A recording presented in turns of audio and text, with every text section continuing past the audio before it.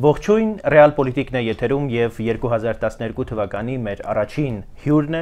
ազգային ժողովի Հոհիդա ֆրակցիայի ղեկավար, Դաշնակցության Գերագույն բյուրոյի անդամ Վահան Հովհաննիսյանը, բարև ձեզ պարոն Հովհաննիսյան, շնորհավոր ամանոր։ Եվ Սուրբ Ծնունդ։ Պարոն Հովհաննիսյան, տարին արդեն սկսվել է եւ քաղաքական զարգացումները կարծես թե սպասեցնել չեն տալիս, այ նախընտրական այս ստարտափային վիճակը առաջիկա ընտրություններին ընդառաջ, ինչպես է գնահատում այ քաղաքական իրադրությունը, քաղաքական ուժերի ներկա դրությունը, դասավորությունը, այ ինչ համեմատություն կարող եք անել նախորդ ընտրությունների հետ, դուք այդ ընտրություններին մասնակցել եք։ Նախորդ ընտրությունների համեմատ նախ եւ առաջ հասարակության գիտակցության մակարդակը շատ է աճել։ Շատ ավելի տեսան, շատ ավելի սովորեցին, շատ շատերին ավելի լավ ճանաչեցին մեր հայրենակիցները։ Իհարկե մենք այն հազվագյուտ ժողովուրդներից ենք, որոնք դասերից ոչ մի օգուտ չեն քաղում, այսինքն գիտակցում են, հասկանում են, տեսնում են հազարամյակներով, բայց մեր վարքի մեջ ոչինչ չի փոխվում։ Հիմա կա մի խումբ քաղաքական ուժերի, որոնց պայմանականորեն անվանում ենք ընդդիմադիր ճամբար, ինչու պայմանականորեն, որովհետև ճամբարը սովորաբար ինչ-որ միասնական բան է, մեզանում այդպես չի։ Բայց ընդդիմադիր ուժերը այնուամենայնիվ գոյություն ունեն եւ շատ հստակ անջրպետով բաժանված են իշխանություններից։ Այս ճամբարի հիմնական խնդիրն է արթնացնել մոտավորապես 40-45% անտարբեր հայրենակիցների, անտարբեր բոլոր իմաստներով, ոչ անպայման չկողմնորոշված անտարբեր։ Շատ քիչ կան մարդիկ, որոնք չունեն քաղաքական սիմպաթիա մեր հասարակության մեջ, չգիտեն ում սիրեն, գիտեն, սերը արտահայտելու ձևերին տեղյակ չեն։ Սա է, որ մենք պետք է կարողանանք արթնացնել նրանց մեջ, բերելու համար ընտրությունների։ Տեսեք, օրինակ, քաղաքական ուժը, որը կհավաքի 150-ից 200,000 ձայն, այնքան լուրջ ընդդիմություն կարող է լինել խորհրդարանում, որ իսկապես որոշիչ դեր ստանձնի, նույնիսկ մեծամասնություն չլինելով։ Ինձ համար պարզ է, որ ընդդիմությունը միասնաբար պետք է, պարտավոր է առնվազն 30-40% վերցնի, որպեսզի ակտուալ լինի, կարողանա գործել ու շարժվել։ Ինչպես դա անել, սա առանձին խոսակցություն է, միգուցե ոչ այսօրվա, բայց խնդիրը նրանում է, որ դա անելու համար պետք են ճիշտ ռեցեպտներ, որտեղ տեսեք, ես ասացի 150-200,000 եւ դու վերցնում ես, Դաշնակցությունը մոտավորապես այդքան էլ վերցրել է, ասենք, անցած ընտրություններին 180 թե 190,000։ Խոսքը 2007 թվականի ընտրությունների մասին։ Այո։ Բայց հետո, երբ որ ու դու գիտես, որ դրանով դու ռեալ վերցրել ես մոտ 20%, բայց հետո հանկարծակի ընտրությունների ժամանածների թիվը անսպասելիորեն վերջի ժամերին աճում է եւ քո թիվը մնալով թիվ տոկոսային հարաբերակցության իմաստով ընկնում է։ Դրանով էր բացատրվում մեր հայտարարությունը, երբ մենք ոչ մի անգամ չենք ստորագրել ընտրությունների վերջնական փաստաթուղթը, մենք միշտ ասում ենք, որ այո, ազգային ժողով մտել են հենց այն ուժերը, որոնք պետք է մտնեին, ոչ մեկին դուրս չեն թողել,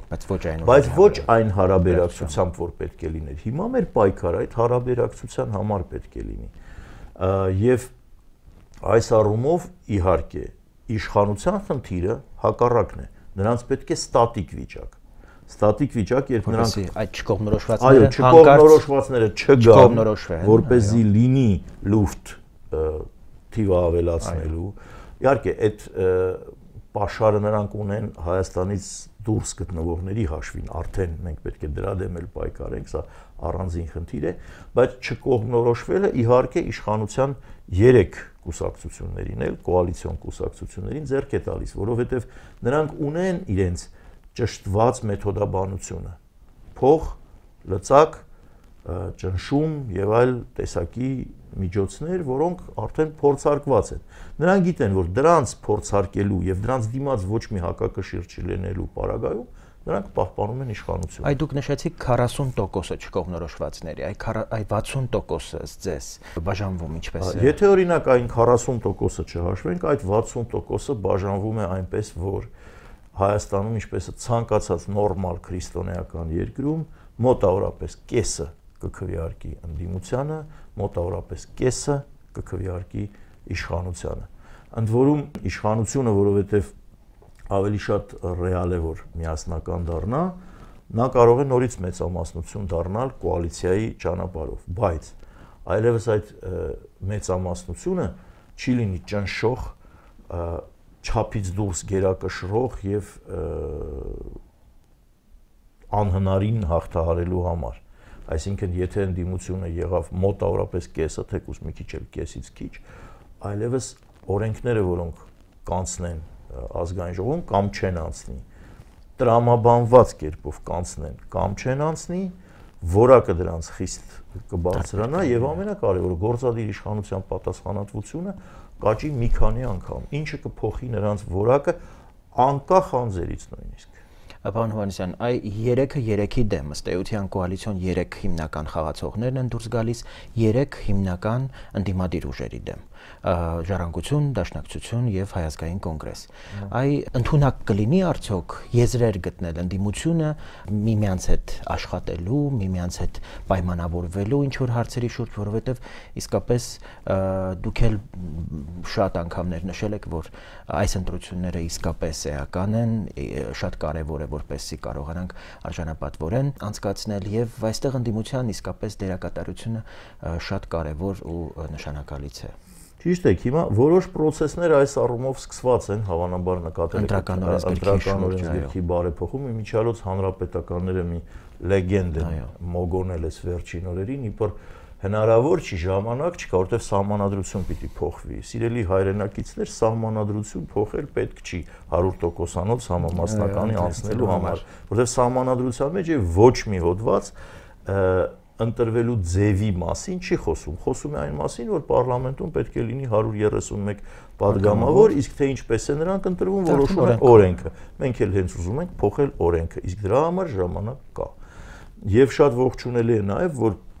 արտապարլամենտական ընդդիմությունն էլ ողջունեց այս մոտեցումները, նորմալ է սա, բայց ես կարծում եմ, որ մենք պետք է ֆոկուսը, սա իմ անձնական կարծիքն է, ես կուսակցական որոշում չեմ փոխանցում տվյալ դեպքում, իմ անձնական կարծիքն է, որ ֆոկուսը պետք է դրվի այս պահին երկու բանի վրա. ինֆորմացիայի փոխանակման մեխանիզմի ստեղծում, որովհետև եթե կոնգրեսը մեծամասնականով միտեղ падգամավոր է առաջ քաշում, բոլորովին անկախ նրանից ես պաշտպանում եմ նրան թե ոչ, ես չպետք է թույլ տամ, որ նրա դեմ պայքարը անօրինական բնույթ կրի։ Ուրեմն այս ինֆորմացիայի փոխանակման որտեղ ինչ է կատարվում, մեխանիզմը պետք է ստեղծվի, որպեսզի հնարավոր լինի վստահված անձերի, հանձնաժողովների անդամների, եթե որևէ տեղ կա, կամ դիտորդների միջոցով դեմն առնել ակնհայտ զռացող խախտումների դեմ։ Եվ երկրորդը հենց իրենք այդ խախտումների դեմ պայքարելու մեխանիզմները, այսինքն կոորդինացիա հենց այդ մակարդակի վրա, դիտորդներ, վստահված անձիկ, հանձնաժողովներում ներկայացված, ներգրաված մարդիկ, ասենք, անպայման էլ չի որ կուսակցության անդամներ, համակիր մարդիկ, ազնիվ մարդիկ պարզապես, հսկայական ինտերնետային հնարավորություններ կան, այսինքն ինչն է խանգարում, օրինակ Facebook-ային ընտրական շտաբ ստեղծել։ Ոչ մի կուսակցությանը չենթարկվող ու չպատկանող, բայց միևնույն ժամանակ ծառայող արդարությանը, որից օգտվելու են առաջին հերթին ընտրությանը մասնակցող կուսակցությունները։ Սրանք միայն գաղափարներ են, օդում պտտվող գաղափարներ են, բայց ինչ որ պահի անպայման քննարկումներ լինելու են, սրանք կյանքի կոչելու ուղղությամբ։ Ես կարծում եմ, որ այդ ժամանակը մոտենում է։ Նոր տարվա թմբիրն, այսպես ասած, ավարտվեց։ Այսինքն տեսնում եք այդպիսի Ես հնարավորություններ տեսնում եմ, որտեղ գաղափարական տարաձայնությունները տվյալ դեպքում հսկայական նշանակություն ունենալով մեկտեղ, միևնույն ժամանակ չեն խոչընդոտում արդարության համար միասնաբար պայքարելու։ Ի վերջո, տեսեք, իշխանությունը անընդհատ հայտարարում է, որ այս ընտրությունները լինելու են ինչ-որ արտակարգ։ Այդտենց բան աշխարհը չի տեսել, թե Հայաստանը ինչ փայլուն ընտրություններ այս անգամ անցկացնելու։ Լավ, մենք ուզում ենք, որպեսզի վստահ լինենք, որովհետև մենք չունենք շատ հիմք հավատալու։ Մենք ուզում ենք, որպեսզի վստահ լինենք, ստեղծել մեր մեխանիզմները դա վերահսկելու համար։ Հիմա փորձը ցույց է տալիս, որ երբ դա մեկն է անում, որպես կանոն խանդի կամ այլ պատճառներով հաջողության հասնել չի լինում։ Տեսեք, օրինակ, մեր կողմից հովանավորված, ոչ մեր կողմից ստեղծված, բայց մեր կողմից հովանավորված քվեն ուժ է շարժումը, որը բազմաթիվ հասարակական կազմակերպություններ եւ անհատներ գրավեց, այնուամենայնիվ շատ դանդաղ է տեղից շարժվում։ Պետք են ուրիշ կողքից թարմարյուն է պետք, միգուցե դա ինչ որ ձևով դարձնել բոլորի սեփականությունը, ինչ որ ձևով ծառայեցնել, ապացուցել, որ դա հնարավոր է ծառայեցնել ոչ թե մեկ, այլ մի շարք կուսակցությունների շահերին, ընդհանուր շահերին, այս մեխանիզմները պետք է գտնել իմ կարծիքով։ Շատ լավ, համամասնական ընտրակարգին անցնելու այն առաջարկը, որին փաստորեն միացան նաև Ժառանգությունը եւ նաև Հայ ազգային կոնգրեսը ողջունեց, իշխանությունը իր հերթին ազատ դեմոկրատները եւս այո իշխանությունը իր հերթին փորձեց իր պատկերացումները ներկայացնել, նշելով, որ փաստորեն այն ցուցակում, որը կուսակցությունը կներկայացնի իդեմս հանրապետական կուսակցության, այնտեղ չեն ընդգրկվի այն տարրերը, որոնք որ մտահոգություն են առաջացնում, բայց իշխանությունը չի կարող ընդդիմանալ նրանց մեծամասնական ընտրակարգով առաջադրվել։ Մյուս կողմից ընդամենը այս օրերին փաստորեն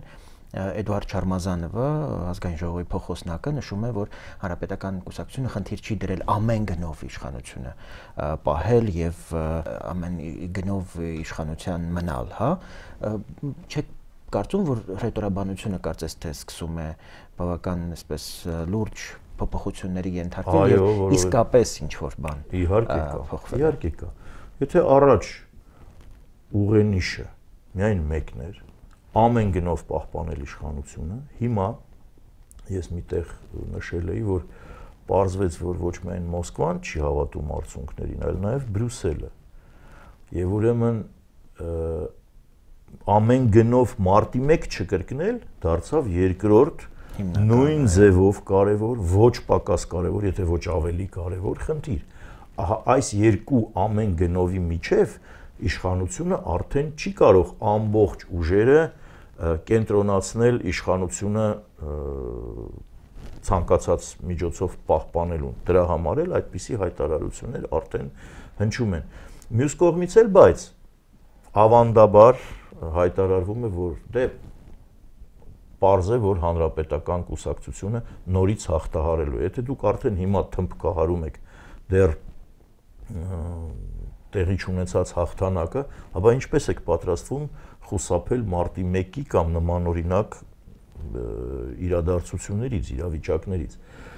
Այս պայմաններում իշխանության խնդիրը բավականին բարդ է, եւ նրանք պետք է հասկանան եւ աշխատեն մի քիչ ուրիշ մոդելով։ Նրանք պետք է նախ եւ առաջ չվախենան իշխանության ամբողջությունը, ամբողջ իշխանությունը կամ իշխանության մի հատվածը զիջելուց, որովհետև նրանք ովքեր կգան, իրենցից պակաս հայրենասեր չեն, իսկ ես կարծում եմ, որ նաև նույնիսկ ավելի հայրենասեր կլինեն, եւ երկրորդ, իրենց ոչինչ չի սպառնում, եւ երրորդ, եթե իշխանության ինչ որ մի մաս է զիջվում, երկրի կայունությունն է դրանից ամրապնդվում, որովհետև այսօր երկրի կայունությունը լուրջ տեսեք հասարակ բան։ Ոմանք արդեն հասցրեցին դա բնութագրել որպես նախընտրական տրյուկ, ես նման կոշտ եւ անդուր բնութագրում չեմ անի։ Նախագահը երեք ստորագրեց այդ էթիկայի հանձնաժողովի ստեղծումը եւ նշանակում եղավ։ Բայց դուք տեսեք, որ հասարակությունը չի հավատում, որ դա կարող է իսկապես հակակոռուպցիոն մեխանիզմ լինել, որովհետև մենք նման օրինակ նորաստեղծ, մոդեռն, եվրոպական ռեֆորմիստական ոգով ստեղծված այնպիսի հաստատություններ ենք տեսել, որոնք ոչ մի արդյունք չեն տվել, օրինակ հիմա աշխատանքի ընդունվելը, կա չէ հատուկ դրա համար մարմին, բայց աշխատանքի ընդունվելը մեկը փողով ու ծանոթով է, դա բոլորը տեսնում են, դրա համար էլ չեն հավատում այս մեկին։ Լավ, բայց որպեսզի հավատան, միայն մի ձև կար։ Մեռել ենք ասելով պարլամենտի բեմերից, մեր հրապարակումներում եւ այլն։ Այդ բոլոր վերահսկող հաստատությունները տվեք ընդդիմությանը։ Եթե տակ ընդդիմությանը, նախ չեք վախենա ընդդիմություն դառնալ, որովհետև չեք զրկվի ամեն ինչից։ Երկրորդ, ես չեմ հավատում, երբ մարդը վերահսկում է ինքն իրեն։ Ես եղել եմ հակակոռուպցիոն առաջին խորհրդի անդամ, որը ղեկավարում էր վարչապետը, որը մի շաբաթ հետո ինձ պարզ դարձավ, որ ոչ միտեղ չի տանում, ես դադարեցի իմ մասնակցությունը։ Որովհետև հակակոռուպցիոն խորհուրդը վարչապետով ղեկավարվող, որտեղ ի պաշտոնե նախարարներ են նստած, չի կարող վերահսկել ինքը իր սեփական գրպանների ազնվության մակարդակը։ Հնարավոր չի։ Ուրեմն այդ վերահսկող համակարգերը ամբողջ տվեք ընդդիմությանը։ Կամ առնվազն ընդդիմության գերակշռող մասնակցություն ապահովեք, իսկ այստեղ ինչ է ստացվում։ Ազգային ժողովի նախագահը, վարչապետը, դատախազը եւ այլ պաշտոնյաներ նշանակում են ինչ-որ մարդկանց առանց որևէ տեսակի հասարակական քննարկման, ոչ ոք չգիտի այդ մարդիկ ով են։ Եվ այս առումով իհարկե անվստահության պատճառ հասարակությունը ունի։ Իսկ եթե դա տրվի ընդդիմությանը, նախ ընդդիմությունը կզարգանա,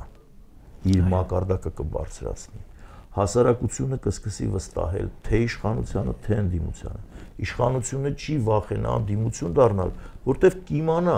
որ ունենալու է լծակ այդ իշխանությանը ճիշտ աշխատացնելու եւ ի վերջո այդ լծակի ճիշտ օգտագործման դեպքում մյուս ընտրություններին ելի կգա իշխանության։ Ինչպես ես մի քանի առիթով ասել եմ, բայց դա շատ կարեւոր է, օրինակ Երջի Բուզեկը, Եվրոպարլամենտի նախագահը, պատմեց, թե ինչպես իրենք, երբ նոր եղավ լեհական հեղափոխությունը, ինչպես իրենք այդ սոլիդարնստի միջոցով, Կոսկորի միջոցով, ինքը Կոսկորից էր, սոլիդարնստի չէ, շատ ավելի կոշտ ընդդիմադիր էր կոմունիստներին, եկան իշխանության ու հասկացան, որ եթե իրենք իսկական ռեֆորմներ անեն, արդար ընտրություն անցկացնեն, իրանք չեն ընտրվի։ Եվ իրենք կորցրեցին իշխանությունը անելով այդ ռեֆորմները։ Ու գնացին տուն, անցավ 4 տարի, եւ ժողովուրդը եւ նույն Երջի Բուզեկը Լեհաստանում ընտրվեց, հավաքելով ավելի շատ ձայն, քան երբևէ որևէ լեհ պատգամավոր պատմության մեջ։ Այսինքն իշխանությունը չպետք է վախենա, ինքը պիտի գիտակցի, իսկական ռեֆորմը տանում է իշխանության կորստի։ Եթե դու ռեֆորմը անում ես հաշվարկով, որ իշխանությանդ վնաս չլինի, այդ ռեֆորմը չի աշխատի։ Դրա համար էլ այդ ռեֆորմները չեն աշխատում Հայաստանում, դրա համար էլ այդ ռեֆորմերին չենք հավատում։ Սերժ Սարգսյանը իր ամանորյա ուղերձում օգնություն էր խնդրում հասարակությունից, ժողովրդից։ Այ ինչ օգնություն է։ Ոնց հասցնենք, օգնությունը հասցնելու համար պետք է դուռ բաց լինի, որ կարողանաս մտնես եւ այդ օգնությունը տաս։ Այդ դռները փակեն, պահակներն էլ այնպիսի դեմքեր ունեն, որ չես ուզում սկի մոտենաս։ Իսկ ուղերձները ընդհանրապես լավ բան են։ Բայց եթե ես բոլոր ուղերձներին հավատայի, ես ընդհանրապես ընտանեկան ավանդույթով իշխանության ասածներին երբեք չեմ հավատում, մինչև հնարավոր չլինի շոշափել։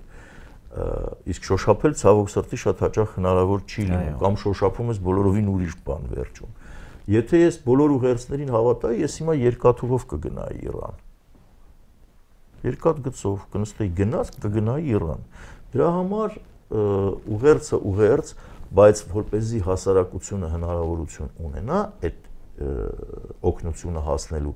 իշխանությունը պիտի հասանելի լինի։ Որ դռները պիտի բացվեն։ Այ օրինակ հենց այդ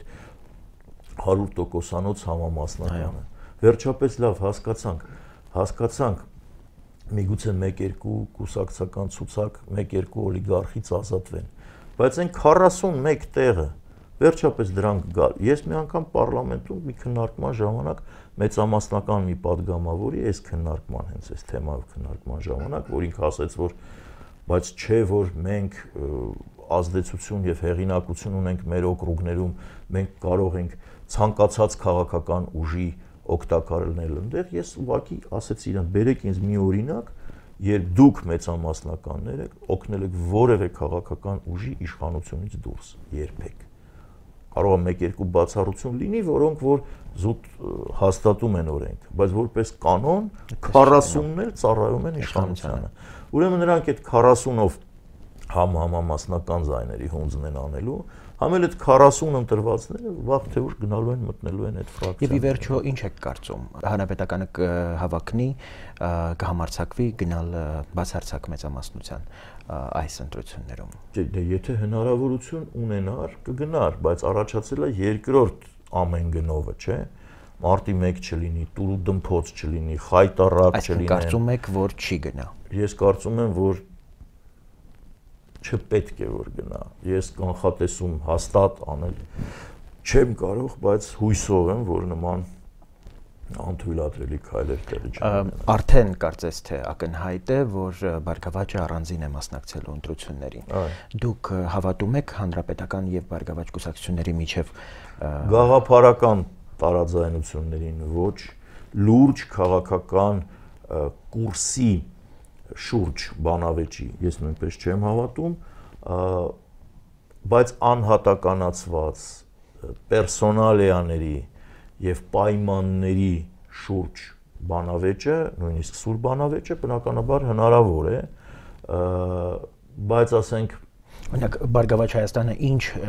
կարգախոսներով է մտնելու ընտրապայքարի, վերջո դրանք հաստատ չեն տարբերվելու ընդդիմադիր կարգախոսներից, ասենք ծրագիրը դեռևս, բայց ի վերջո գիտեք ծրագրերը, որոնք ներկայացվելու են, շատ երբեք էլ իրարից չեն տարբերվում։ Խնդիրը այն է, որ մեր հասարակության կողմնորոշվելու մեխանիզմը հիմա պիտի ուրիշ լինի։ Այս մարդը ձեզ խոստանում է ոսկե սարեր, բայց ինքը 20 տարի է իշխանության վրա է, գրեթե։ Այսինքն երբվանից հանրապետականները դարձան իշխանություն, 90-ականների սկիզբն էր, չէ՞ որ ընդդիմությունից անցան Լևոն Տեր-Պետրոսյանի բլոկ, ու հետո իրել իշխանությունից թվականից այո, հանրապետություն ֆրակցիայում էին։ Այո, այսինքն նշանակում է, որ այս ամբողջ ընթացքի մեջ մի հատ եկեք հաշվենք, որ խոստումն են կատարել։ Այս տեսանկյունից է պետք նայել։ Մյուսները ինչ հնարավորություն են ունեցել, այդ հնարավորությունների չափի մեջ Բարգավաճ Հայաստանը ամեն օր բժշկական օգնություններ է մարդկանց տրամադրում ամբողջ Հայաստանում։ Այո, բայց հենց էս անվճար ակնոցներ է բաժանում։ Սրանք դրա համար էլ ավելի շատ ձայն կշահի, որովհետև մեր հասարակության ձայներն են։ Հասկանալի է, բայց հենց էսա մեր հասարակությունը ավելի շատ նախընտրում է այն, ինչ կարելի է ձեռք տալ։ Ակնոցը, չգիտեմ, ձրի պուծովկան, հասկանում եք, հաց ու պանիրը, փողը, այս տեսակի բաներ, դրա համար էլ հասարակությունը ստանում է այն իշխանությունը, որին որ արժանի է, Իրանից բխած իշխանությունը։ Դրա համար երբ մեր հասարակությունը հանկարծ զարմանքով կանգնում ասում է, վայ, այս ինչ եղավ, նաև պետք է նայել սեփական գործողություններին։ Այս սա է, որ ես ասում եմ, որ ընդդիմության ուժերի մի կողմ դնելով իրար մեջ եղած տարաձայնությունները գաղափարական։ Ընդդիմության խնդիրն է այդ մարդկանց բացատրել, որ եթե ուզում ես օրինակ իմանալ քո ձայնի գինը, եթե որոշել ես ձայնդ վաճառել օրինակ, ապա իմացիր, որ քո ձայնի գինը քո երեխայի ապագան է, ոչ թե 20,000 դրամ, ոչ թե այդ հաց ու պանիրը, պուծովկեն կամ ակնոցը։ Այս եթե կարողացանք բացատրել, ուրեմն կնշանակի, որ հասարակությունը աճեց եւ մենք դարձանք արժանի հաղթանակի։ Եթե չէ, ուրեմն հասարակությունը չաճեց, մնաց արժանի նրան ինչ կստանա, մենք էլ կշարունակենք պայքարը։ Շատ լավ, շատ շնորհակալություն։ Շատ շնորհակալություն այս հանդիպման համար, վստահ եմ, որ առաջիկայում զարգացումները բավական թեժ են լինելու եւ հանդիպման հնարավորություն նորից կստեղծվի։ Եվ հուսանք նաեւ, որ իսկապես լուրջ բախումներից, լուրջ դիմակայություններից կխուսափենք այս ընտրություններում եւ կհաղթի իսկապես ժողովուրդը։ Շնորհակալություն։ Ես հիշեցնեմ, որ իմ հյուրն էր ազգային ժողովի ՀՅԴ ֆրակցիայի ղեկավար Վահան Հովհաննիսյանը։ Շնորհակալություն, ցտեսություն։